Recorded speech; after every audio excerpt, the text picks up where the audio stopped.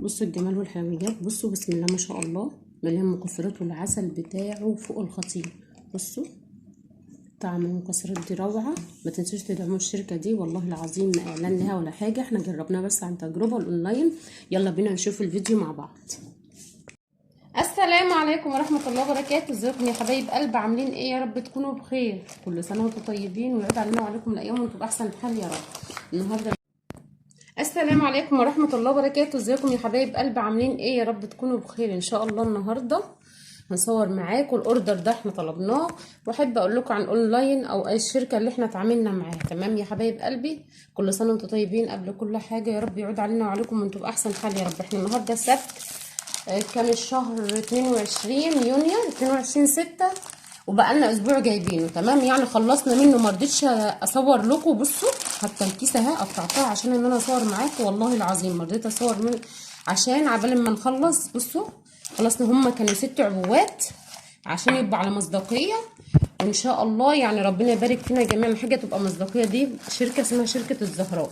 تمام والله احنا طلبناها اونلاين، جوزي شافها على الفيس فطلبها، طلب الاوردر ده عسل بالمكسرات.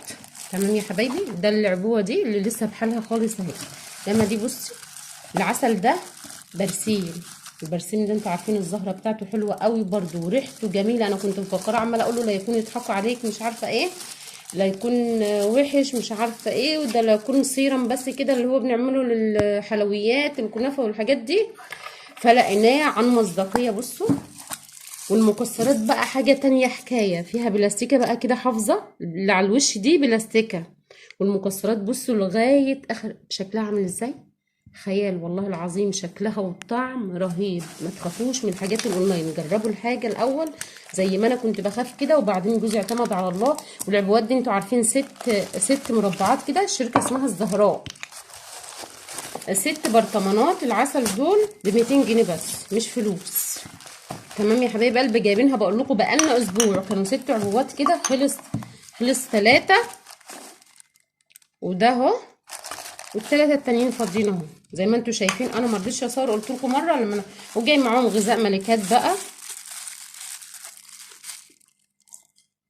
وحاجات حلوه برضو، يعني حاجات مقويات وحاجات يعني كلكم عارفين الحاجات دي. في حاجه بقى حصلت معانا في الشارع امبارح برضو او اول امبارح عندنا في البيت.